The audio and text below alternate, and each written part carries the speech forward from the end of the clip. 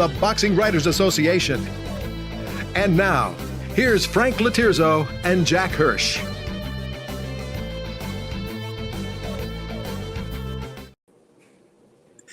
And we're back. Welcome to Glove Fist. My name is Frank Lotierzo, full-time observer, part-time writer, joined by former six-term president of the Boxing Writers Association of America, Jack Hirsch.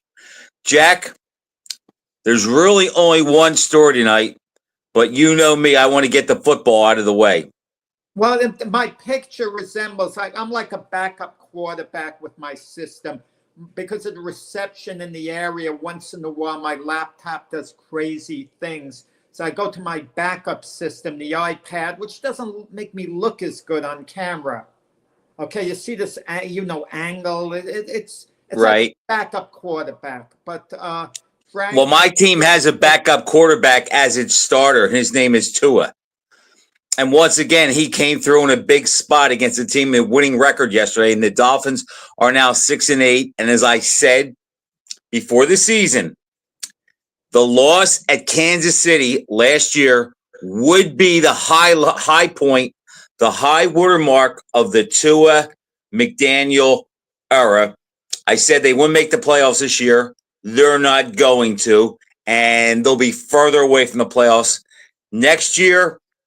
The team I root against the hardest, Jack, those Eagles look better and better. I don't know if you saw the Steelers game, but they beat the crap out of the Steelers on both sides of the ball. That game was never in question. I think they held them to 161 yards.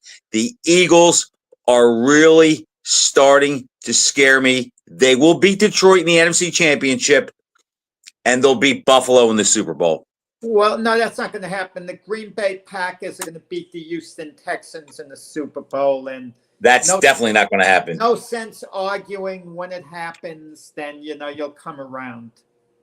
After you saw the Texans had to struggle with the Dolphins a little bit. They beat your Dolphins, Frank. I know the Texans aren't going where. Who would you compare your Dolphins to as a fighter? Who would you compare them to?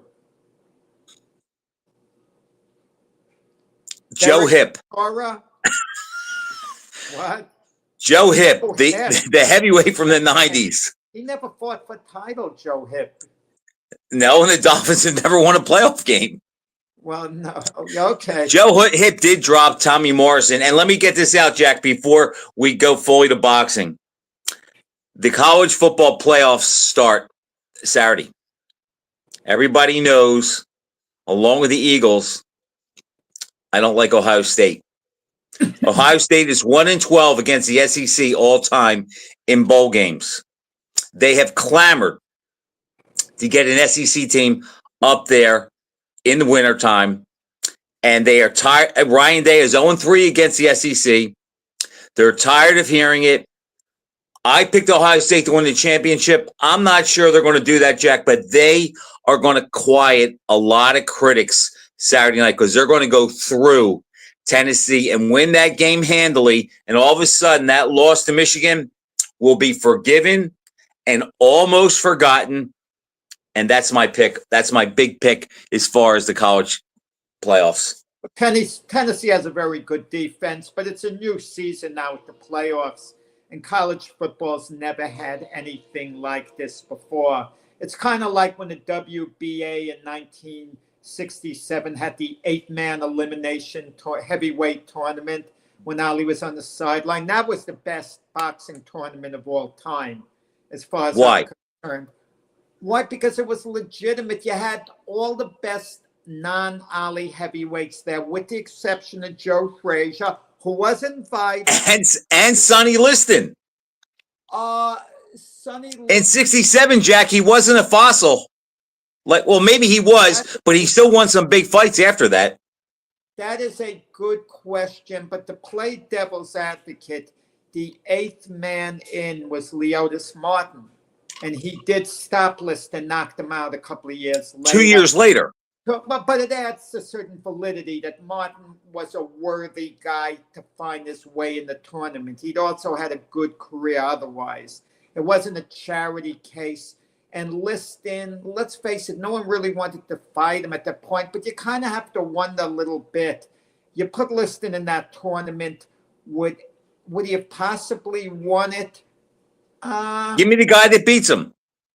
Yeah, I mean, I don't think Jerry Quarry beats him. I just think he'll put that jab and that younger version of Quarry in his face and bust him up. I don't think Ellis beats him.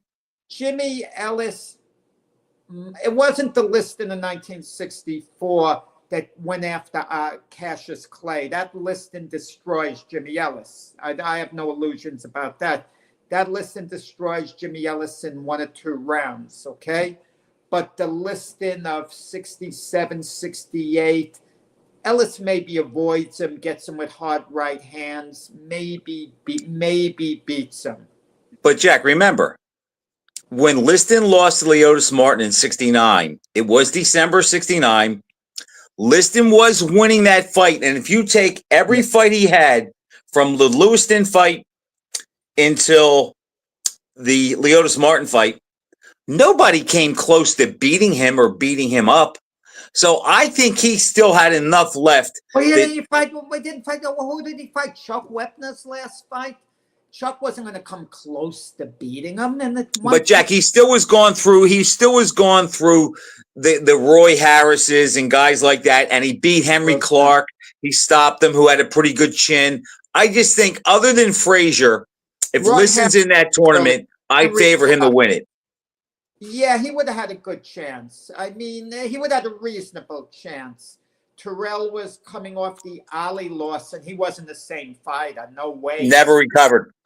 Right. So he doesn't beat Liston. No, none of them beat Liston in his prime.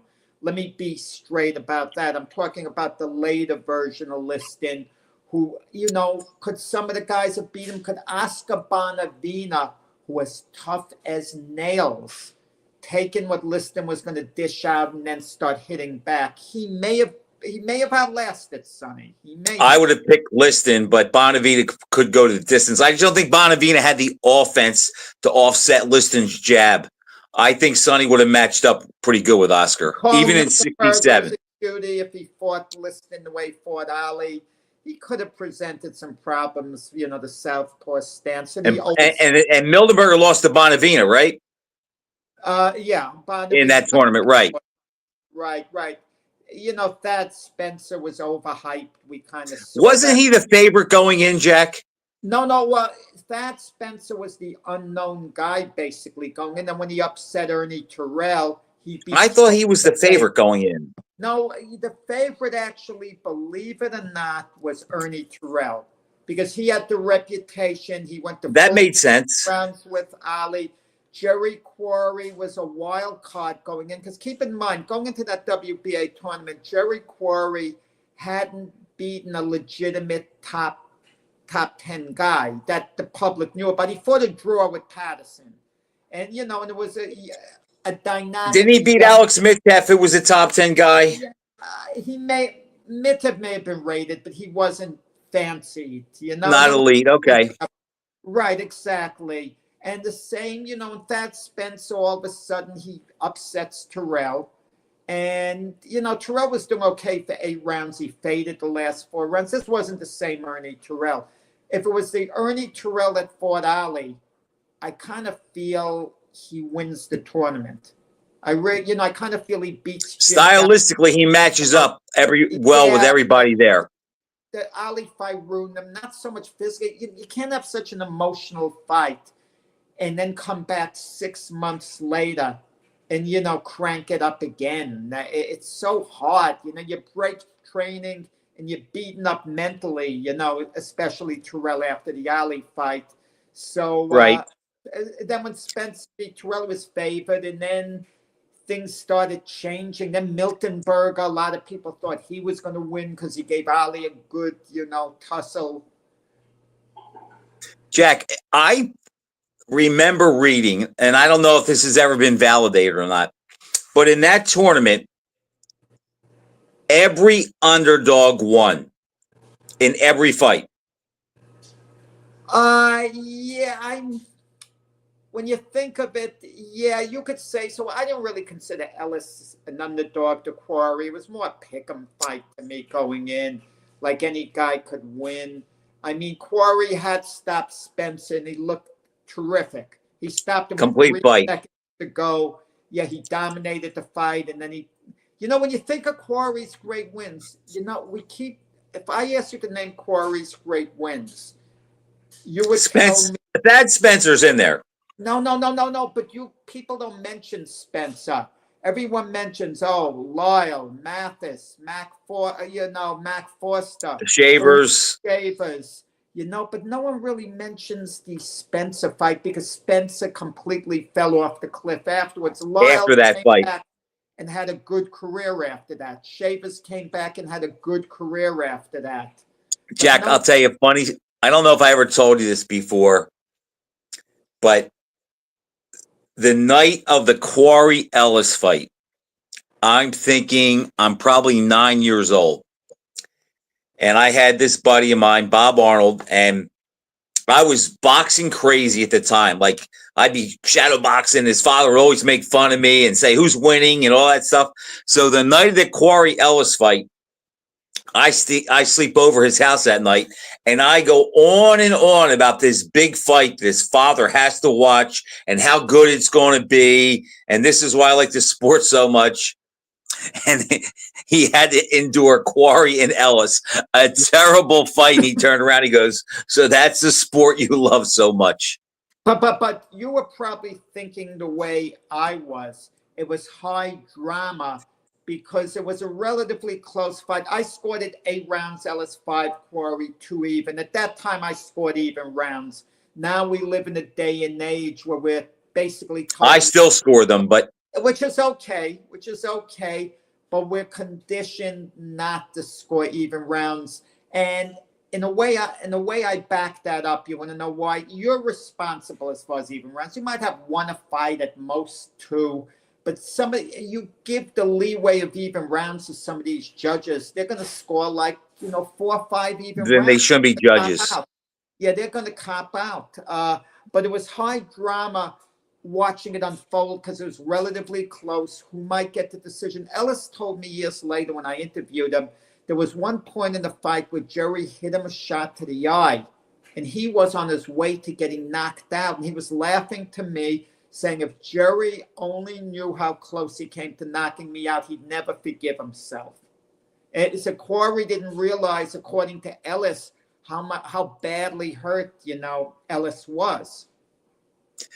I think you shared that before, but that's a great story. And Jack, how many times is that the case? You're the better story.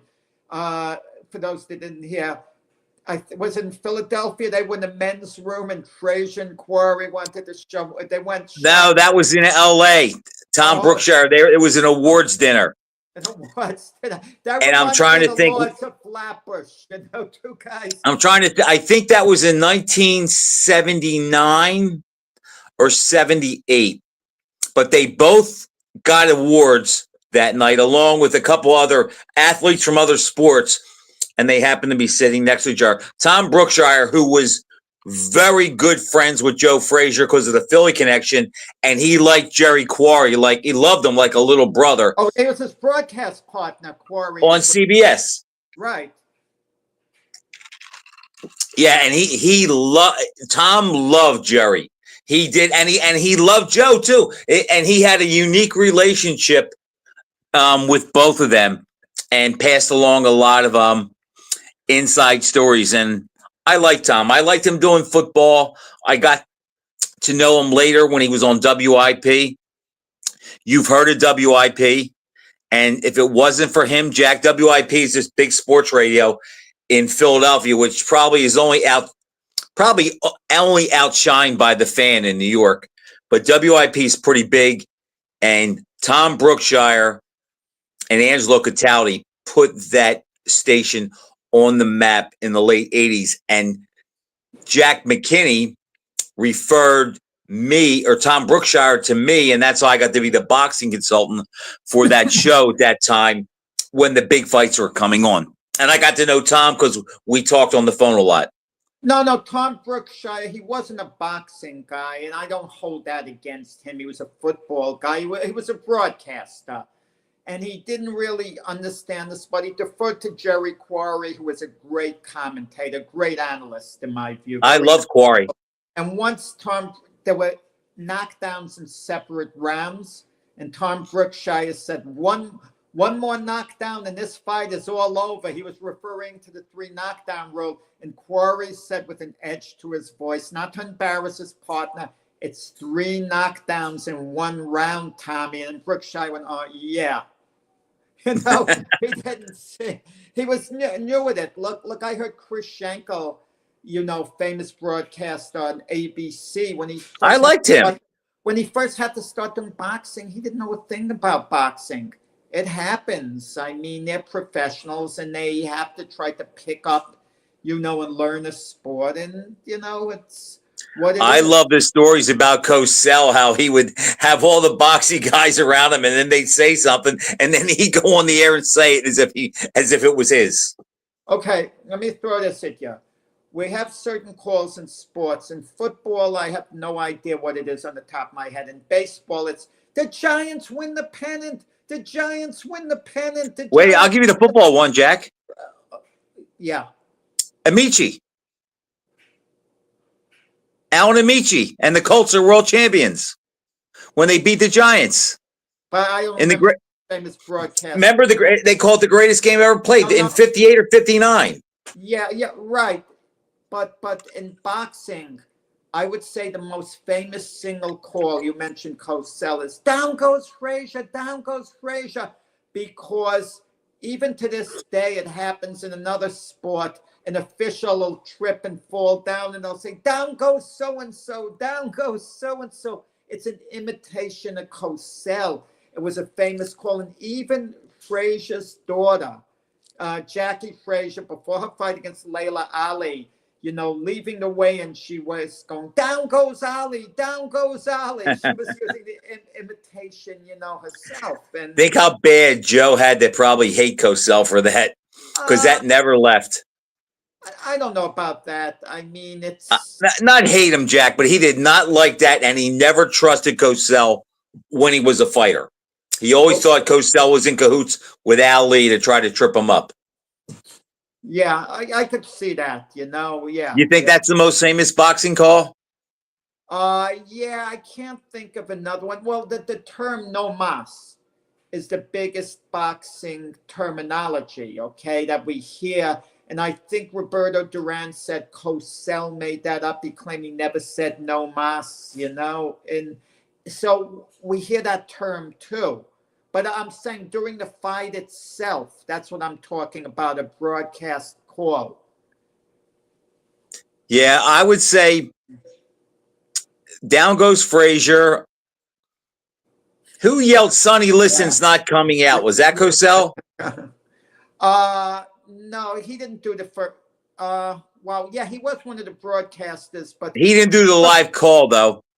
He wasn't the main one. Was it Bob Conner? I'll give you one that stands out, Jack. Lampley saying it happened with Foreman. That was a good one. Well, Lampley needed vindication. He needed a redemption. I'm going to tell you why. He was heavily criticized when Douglas knocked Tyson out for a very boring call. It should have been something sensational. And I'm a big believer. He was in shock, probably. Yeah, but maybe didn't anticipate, was asleep at the switch just in case something happens. But I think it got to the point with a lot of these broadcasters now, if something sensational is going to happen, they want to have the right call. And that was a great call by Lampley. It happened. But some of them get too, Jack, some of them get too overexcited and do it too much. And I'm not talking boxing so much, but this guy does boxing. I think Tessitore is over the top too much. I think Gus Johnson is another guy that's over the top too much. I don't like that when everything is grandstand. Yeah, the worst broadcasting call I ever heard by a team, and I couldn't stomach it. It was kind of ridiculous. The Showtime crew during the first Mayweather Madonna match, they kept saying, there has to be a rematch. There has to be a rematch. I couldn't take it after a while. It was bad enough for me because I don't remember that.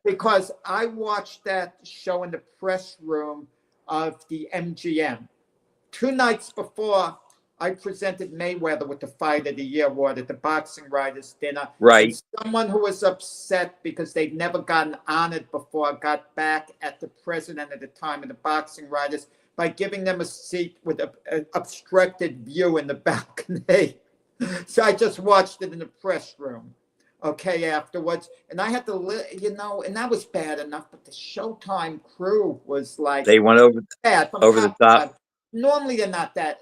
I'm not saying they were bad normally. Don't get me wrong. I'm talking about for one given night, there was utter misery, like listening to them.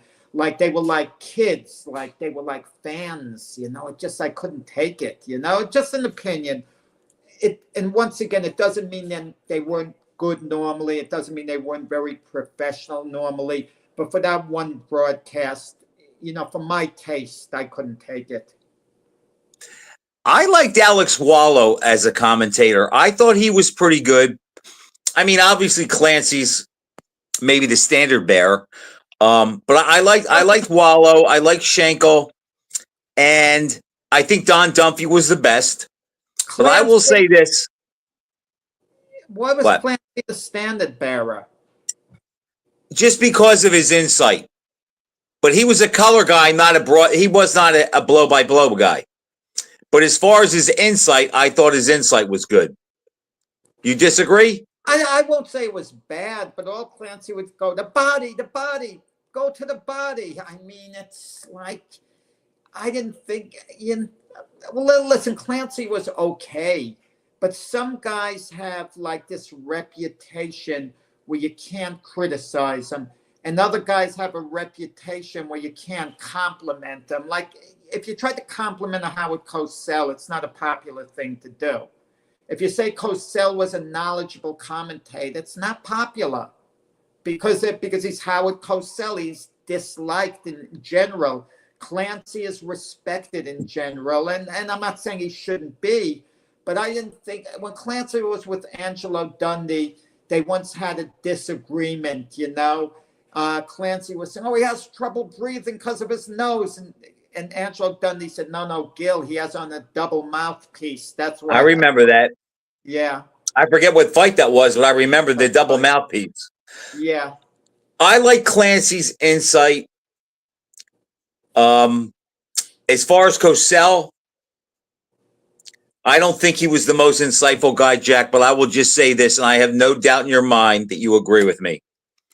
I don't care if it's Bobby Riggs and Billie Jean King, if it's the Belmont, it's in 73, or if it's Ali versus Joe Smith. When you hear Cosell's voice and that he's going to do the call, there's just something about him that you just felt that's the place where it was going on, and that was the place to be. Yeah. He just brought that air. I mean, maybe it was his narcissistic way, but he just had a way of presenting it that if I'm here and I'm on the call, this is where it's happening. This is the place to be. Well, it's about entertainment when you're watching a fight. Now, a lot of people say, I want to watch it with the sound off. I don't want to watch it with the sound off. No, neither do I. Because if a guy gets cut, there's something going on in his corner that you can't see, and word filters back. I mean, but I will say this. As hard as we try for commentators not to influence us, it's very hard, not to be influenced at least a little bit. We try to score around, and we try to score based on what we see. And so much of the time, one fighter lands a left hook, and the commentators are telling us another guy landed a right hand. And I didn't see the guy land a right hand. I saw his opponent land a left hook. That's happened a lot of times. They'll just throw anything out there to just, move it along. I remember when I was a little kid, or younger, and Cosell would be doing an Ali fight, and if he would say Lyle landed a right hand, but it didn't hurt Ali, I automatically would say, okay, it didn't hurt. It didn't hurt. Ali wasn't hurt by it because Cosell said that. I was younger at the time, but it's like that made me feel good because I was cheering for Ali to think that he wasn't hurt. Yeah, if I'd land a left hook to the body and they're going to say, oh, that left hook to the body hurt him. How do you know it hurt him? If he wobbles or he bends down, in his body language, you could. And a lot of times the guys are so good they don't give it away because they don't want the other guy to know. Speaking of all right, Jack, there's a big heavyweight rematch coming up this weekend. It's the last big fight of the year. I think there's a lot on the line in this fight with Fury and Usyk. It's funny, Jack. I just looked it up before we went on the air. Fury is 36, and Usyk is going to be 38 in January. They're both crowding 40, but I can't think of, and we had talked about this, what series does this parallel? In a way, I want to think it's Ali Frazier because the first fight, one guy was on a mission. The other guy was coming back from, a layoff and being overweight and just, didn't have it totally together. But Ali and Joe are closer to prime than these guys aren't. Although I think Usyk is much more in his prime. I just can't find a fight that this is most reminiscent as far as heavyweight rematches go. Well, if you want to find something to compare to it, pick a heavyweight fight that was very close the first time they fought. Very, very close. Usyk deserved the decision in the first fight. I only had Usyk up a point. You only had a point. The judges barely had Usyk. It had split decision, by a point. Usyk deserved a decision. I want to say Lewis and Holyfield, perhaps. But I think, even though that was a draw officially, Lennox, his margin was a little greater than Usyk's against Holyfield than Usyk's was against Fury. Okay? Nearly everyone felt Lennox won that fight. And Lewis clearly won the first fight. No doubt about it in my mind. Right, and I'm a bigger Holyfield fan. Yeah. Ali Frazier, somehow Usyk and Fury didn't quite go at it the same way. And even though Ali was staggering around the ring in the 11th round, he wasn't as hurt as Fury was against Usyk. Usyk came so close to being stopped. If the ropes hadn't held him up, he would have gotten stopped. It would have gone down badly hurt, okay? And he never really recovered from that punch. Well, let's start. But the question's this. If we're going to use it as a guide, the first fight, and this is how Fury's using the first fight as a guide, because he keeps talking about it. He's saying, all I have to do is one round better. I have to convince the judges I'm only one round better. Had they given me just one more round during our first fight, he would have won. There was a point in the first fight, Frank. It may have been rounds. I forgot the exact rounds, but as we were getting rounds 5 and 6, Fury was totally dominating for a couple of rounds. I remember. Total domination. He hurt Usyk 3 times in that fight. Right, and Fury was going to the body with hard, hellacious blows downstairs, too. It looked like there was no way Usyk was going to win at that point. And let me throw this at you. Had Fury been able to keep that up in the middle rounds for just one more round, in the middle rounds, I'm not saying he had to come back late, he would have actually squeezed out the decision. One more darn round, let him, had he won round 7 to 8 or whatever, he would have won the fight. Easy to say, Jack, but he didn't. And remember, as he is saying now, give me one more round. That's assuming that Usyk's going to start slow again and let him get a big lead, where I don't think that's going to be the case this time. I don't think he's going to have that luxury of having a lead and Usyk having to close the gap, because in the 8th round, going in the 8th round, I said this fight's almost at the point now where if Usyk doesn't do something to turn it around, he's going to lose because he was getting beat. I think what we're going to do, and this is what's going to happen in this fight, and one of my best predictions that I've ever made was in the second Wilder Fury fight. I thought that one of my best predictions of all time, and I've made plenty of bad predictions, believe me, but I said Fury was going to take the fight right to Wilder and overwhelm him, wear him down, stop him in the middle rounds. And people said, you're crazy. If he goes right to Wilder, takes the fight, he's going to No, that's the way to beat Wilder. And I think Fury's thinking, I boxed Wilder the first fight. I didn't do as well as I could have done. And then he thought the second fight, he changed his strategy. He tried to box Usyk for the most part in the first fight. I think this rematch is going to be Wilder too, as far as Fury's concerned. He's going to go right to Usyk. He's thinking, I'm the bigger guy. I'm so much bigger, so much more physical than him. I'm not going to back off and box him and let him get momentum. I'm going to take it to him and I'm going to beat him up. But he didn't fight like the bigger guy the first time. No, he didn't. And I think he realizes that. And I think he does have a plan B. He'll take it to Usyk, cause damage, get off to an early lead, and figure, if I have to, I'll box him later on. I mean, that makes sense, and that would probably be the way to go about it, to try to be the alpha in there and maybe even put a little hurt on Usyk so he can't make the rally that he did the last time. But, Jack, for me, this is not a hard fight for me to pick. I just think that Fury has been on the downside, and now it's a slide, and I don't think he can turn if he could be the guy that fought Wilder in the rematch, I would pick him to win, but I think that guy is long gone, never to be seen again.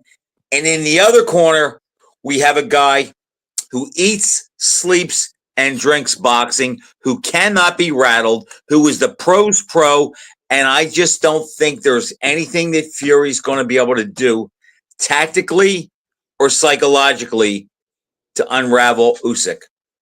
I don't think he could do anything psychologically or to rattle Usyk, and I think he knows it. Fury's working a little on himself, saying, well, look, they give me one more round, this or that. If this was to remind me of a rematch a little bit, it would be the Bo Galata rematch, okay? Bo trained very hard for that match. He slimmed down substantially, said it gives me the best chance of winning, taking off all. And he had nothing. He had nothing there. He wasn't the same fighter who fought Holyfield. He was gone, basically, and he took a beating and got lucky he won the fight on a disqualification. Right, but he got beaten up. But it was just as bad, the second fight, as it was the first. All this hard training, it didn't help. And I remember, too, telling the great Johnny Baz, the late Johnny Baz, the matchmaker, well, I'm sorry, I got distracted. My thought, look how hard Riddick Bowe is training. And he said, you don't think Galata's training just as hard? The problem was, Jack, the problem was, like James Toney, a lot of times when Riddick Bowe went in a training camp, it was all about getting weight off. No strategy or nothing. It was like, okay, how many rounds do I have to do? And it was like this weight reducing camp that Toney did all the time. I just don't think you can do that at that level against a guy who, like Mayweather, was never out of shape. And I don't think that Fury can turn the clock back that way. So you're saying he abused his body so much, there's a point of no return. No matter what he does, he's gone. Jack, I really do believe against a guy as good as Usyk, I think it'll be a bridge too far. But what I was going to say is, Jack, think how the perception of Fury changes, because no one's talking about this, or at least that I've seen. But Jack, this is the first time he's had to answer the bell coming off a loss. that could work against him, and maybe the pressure will be too much, or maybe he'll rise to the occasion and really, really show us something on Saturday night. I don't think that's the case, but he has that opportunity where if he defeats Usyk conclusively, Jack, I think people are going to look at him completely different historically. Let me ask you this question. Give me a yes or no. Is Fury going to win one of the sanctioning body belts, a major belt, before his career is over?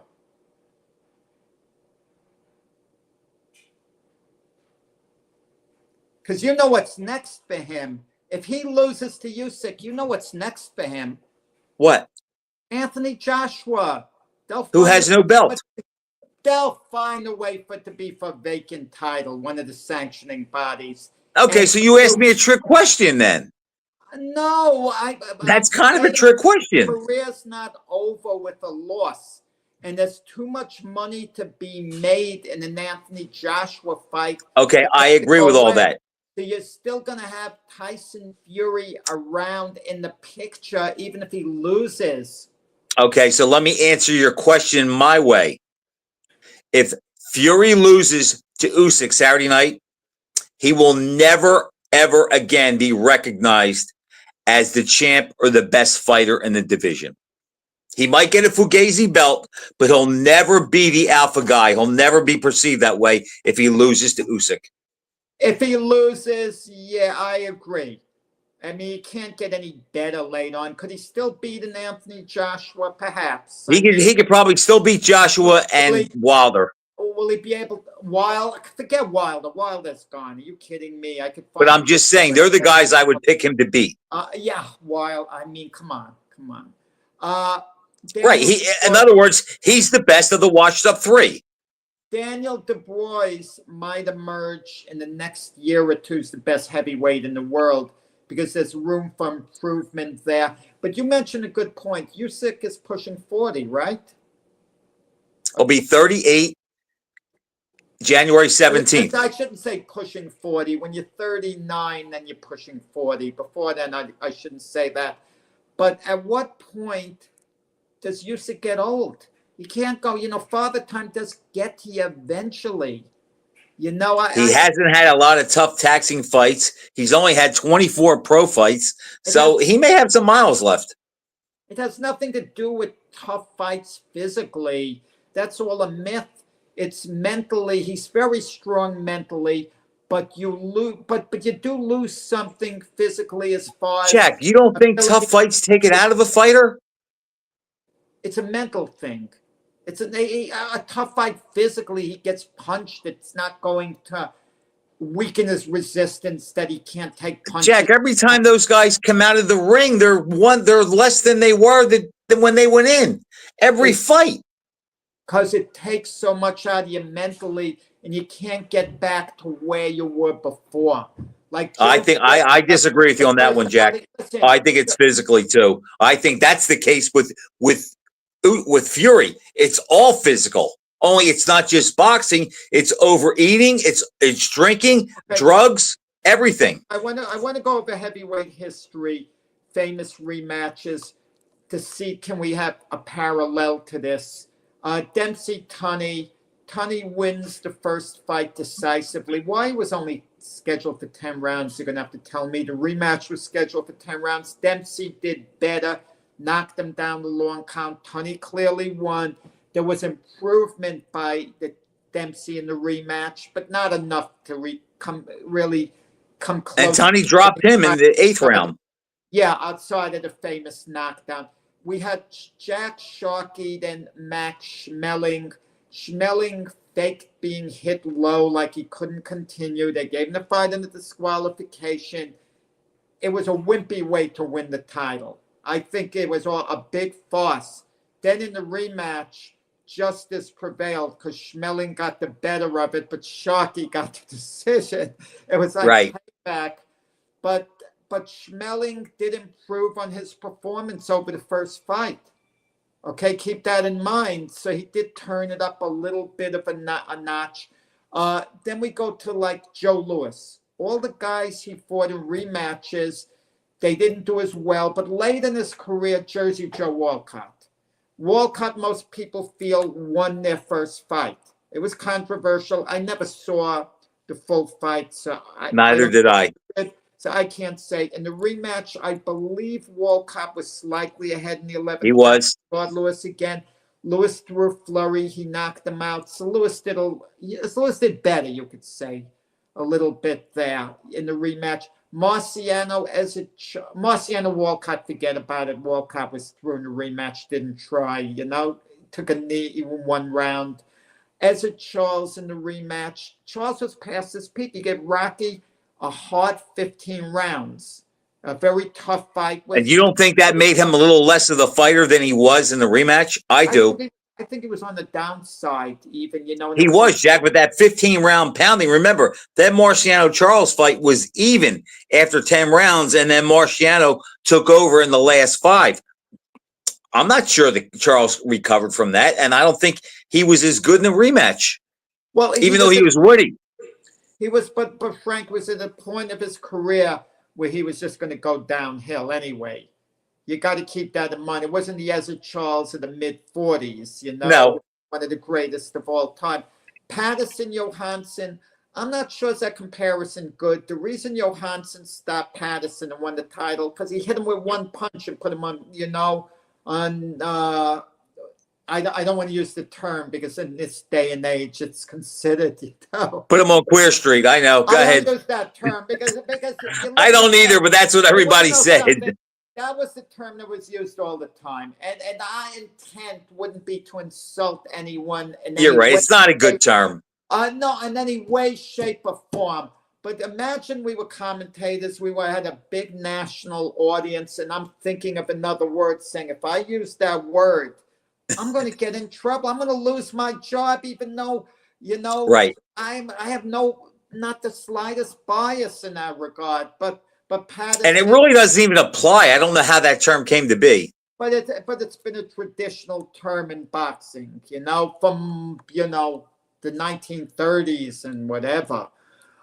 So you're saying Patterson never recovered from the 7 knockdowns in the first round?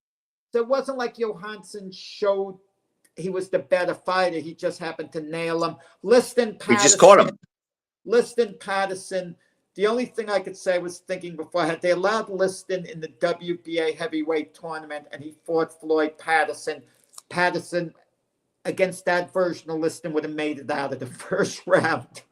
He may have given him a few rounds. I could see Patterson giving Sonny 4 or 5 rounds and thinking I got a moral victory. He didn't get me till the 5th round. Right.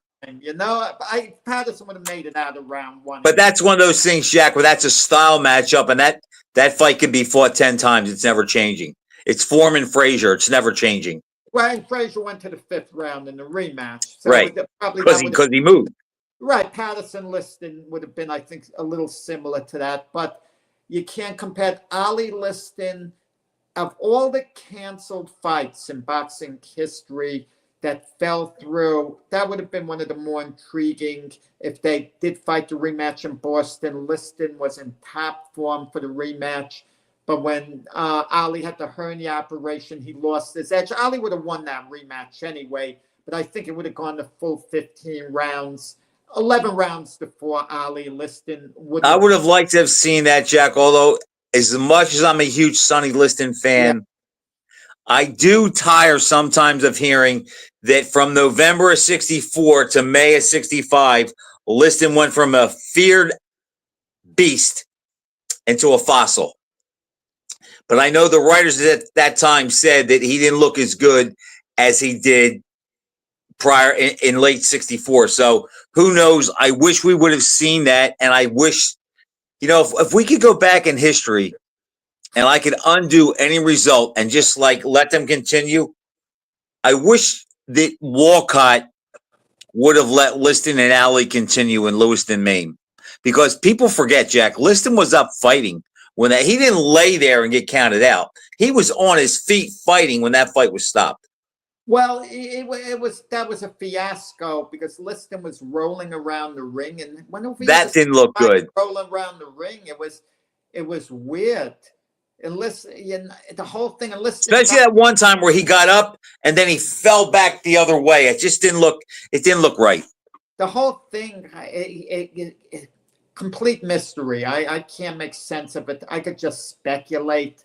I think it was a legitimate punch. He claimed later. It knocked him down. Yeah, the knockdown was legit. I believe that. You could see his head. Yeah. The way his head got hit. But you mentioned before, you may have, correct me if I'm wrong, the closest it might come Fury Usyk to rematch playing out, and this would favor Fury if it's the Ali Frazier rematch.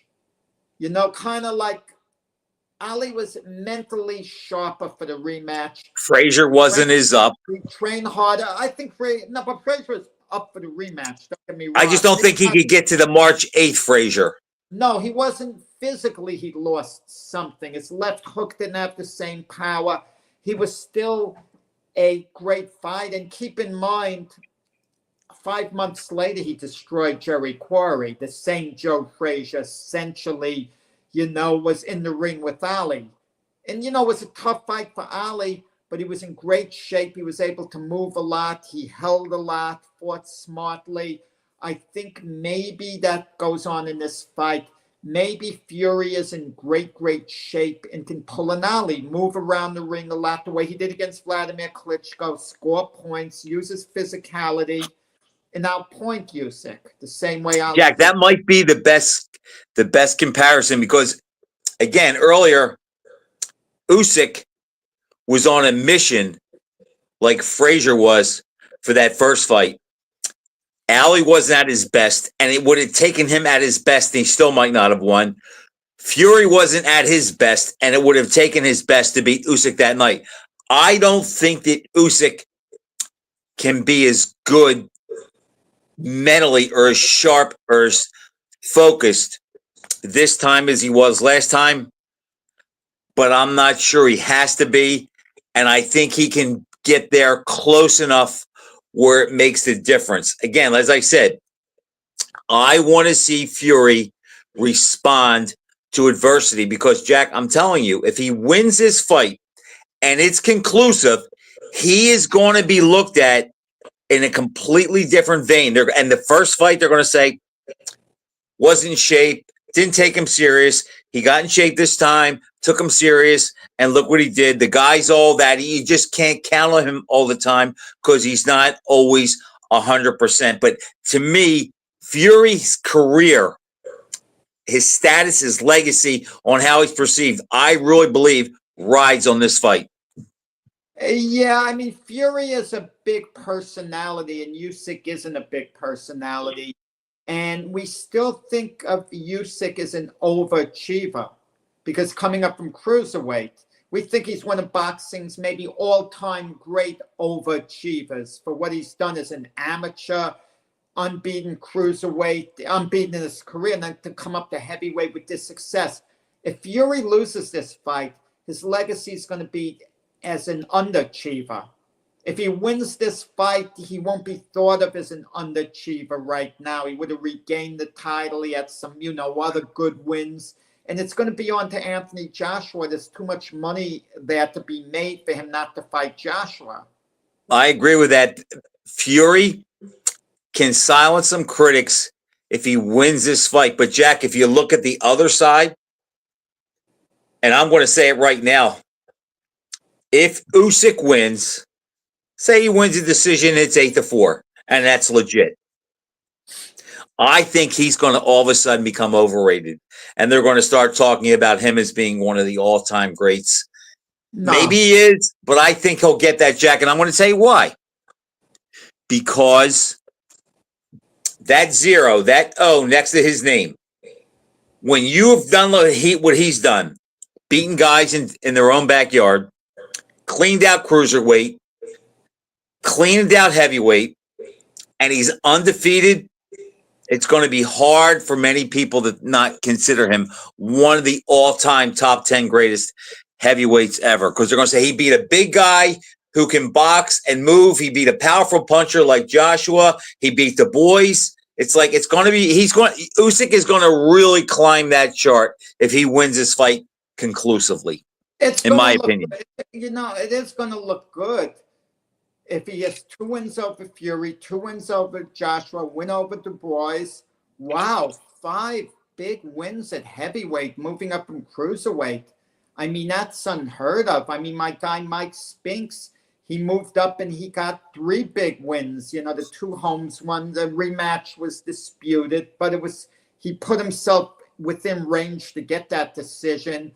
Right. And a Cooney fight, but Usyk would have done one better as far as 5-3. I don't count Stephen Tankstead quite, in that company like Du Bois. Although beating Larry Holmes twice, I think carries more weight than beating Tyson Fury and Anthony Joshua.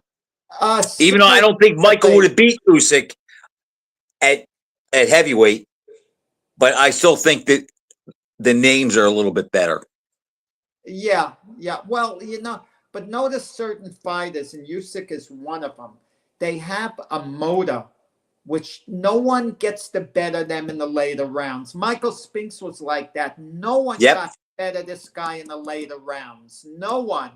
They might start slow, but if it turns into a battle of attrition, they're going to come on late. The later part of the fight, they're going to always hold an edge. And, Usyk is that way. So that's what's scary, Jack, picking against him in this fight. Frank, let me throw this at you.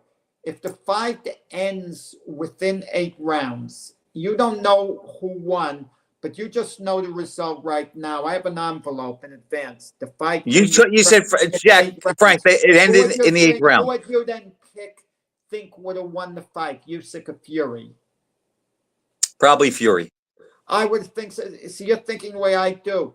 He's the bigger guy, probably the bigger puncher because he's the bigger guy, okay? Right. So Usyk's path to victory is just to fight the whole fight, and eventually he's going to take over the fight, He's got to tire him out, wear him down. Get him to that deep water and drown him a little bit. And Fury's got to forge to a lead and then hold his own in the later rounds. Now, do enough to maintain that lead. That's the question. And but we haven't heard Usyk analyze this fight, what happened the first time. He's just saying he's ready. He's a quiet guy in that sense. But Fury keeps analyzing the last fight. Oh, I only lost by the slimmest margin. I saw him say that, yeah. Yeah. So, I kind of feel Usyk is still a little bit inside his head. I think Fury is working on his own, psyching himself out, not trying to psych Usyk out. Jack, and that's a great point because my next point was going to be, of the two of them, I think Usyk can come back from a crisis better than Fury. Psychologically, not saying that. Look, we know Fury, when he goes down, he gets up and he can rally that way. But I think if there ever comes a point in the fight where Usyk is really in control, I don't see Fury turning that around. Where I could see if Fury is in the fight and really in control, I don't think Usyk is out of the woods. I don't think he's in peril of not being able to turn it around. I think he can come back from adversity better psychologically in this fight. I think until it's over, I think that Fury has his hands full trying to convince Usyk that he can't win. Yeah, I have no doubt that Fury is training very hard for this fight. And but who says he didn't train equally as hard for the first fight? There's no evidence. Well, he said the cut, Jack, kind of made his sparring a little bit scattered and they couldn't plan as well. And that could be valid. I'll go with that. I mean, look, he hasn't had a long layoff this time, so it shouldn't have been as hard to get in shape. But this other guy, Jack, he's a pro's pro. He's never out of shape, never lets his weight get out of control. And he just seems that, again, sort of like Frazier and Ali. It's like as much as Ali tried, he never got in Joe's head. Well, he never got in his head. Frazier wanted to kill him from round 1 to round 43 or 42 or 41, however many they fought. Now, I need you to help me with my prediction here. This is my problem, Frank. When the first fight ended, I knew there was going to be a rematch. And I said, I Right. think Fury's going to win the rematch based on what I'm seeing in this fight. He just got to tweak things a little bit. I know he can do better. Then I kind of switched, feeling, okay, Usyk is so resolute, this or that. You know, I'm just not sure where to go. Like the first fight, I originally picked Fury, and then I switched to Usyk, you know, at the end. Right. I'm just not sure. Well, let me ask you this, Jack. Think about this. And I know you don't like this, but I'm sorry. It's a factor. What's better for business? If it's close, what's better for business? We both know that Fury win, even if it's controversial, is better for business. That's a rubber match than with Usyk. Right. Yeah, I understand what you're saying, but it depends on who the judges are. You know, I mean, yeah, a lot of times you have the, you know, judges who legitimately are scoring a fight a certain way, and they're not thinking what's better for business per se. I don't think Fury Usyk, they're thinking, oh, it's better for business if Fury wins. This isn't Canelo Alvarez. It's a little bit different. Jack, what if it's a super close round? What if it's super close? Why not have a third fight? That scares me. If it's close, I could see Fury getting the decision. Even if 7 out of 10 people thought Usyk won the fight, if Fury is declared the winner officially, that rubber match is a blockbuster. Yeah, I see what you're saying. I mean, I think maybe you helped me with the pick. Maybe I am going to pick Fury to win this one, you know, eke out a close decision, maybe a very controversial decision. Even if he wins that, Jack, the third fight's still big. It doesn't matter. As long as Fury wins and gives Usyk his first loss. Let me throw this at you. If it's the same type of fight as the last fight, who gets the decision this time?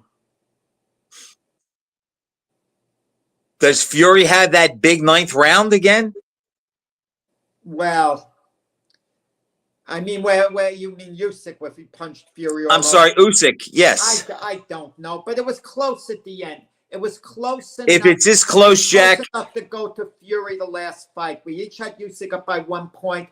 Had Fury been given the decision by a point, you and I would have said we disagree with the decision, but look, it wasn't a robbery. No, we've seen worse. It's nothing, no complaints. We just disagree, you know. I think if it's as close Saturday night as it was back in May, I kind of think that Fury would get the decision. Who are you picking? I'm picking based on Lotierzo coaching me. I'm going with Usyk. I will never pick Fury again. I'm picking Fury to eke out a controversial decision this time around. I don't think, and that may be the case, Jack. He did last fight. I don't think Fury can fight any better than he did last. I mean, Usyk can fight any better than he did last fight. I think, Usyk can. Fury can maybe fight slightly better than he did the first time. Maybe slightly better, or for 12 rounds. He might not have to. He just maybe Fury just has to be 1 round better. Put it that way. I think he's capable of being 1 round better than last time, meaning he can keep it up for 1 additional round, do what he did last time, but just 3 more minutes. Okay. So you're going Fury decision. Fury on a squeaker. And I'm going to take Usyk unanimous decision. Okay. And I don't think there'll be much. I don't think it'll be controversial. I don't. If Fury loses a clear-cut decision, that means he's really gone. You're never going to see him like he is again. At least last fight, it was real close. He could maybe tweak things, but if he loses clearly, he's done. I can see Fury having some big moments early, Jack. I just don't think he can get to the finish line. Okay, interesting. Okay, Frank. So we'll see. Well, it'll be fun next week to talk about it. And remember, my pick, Ohio State beats Tennessee. I'll agree with that. All right, Jack. We'll see you next week, everybody. Thanks for watching.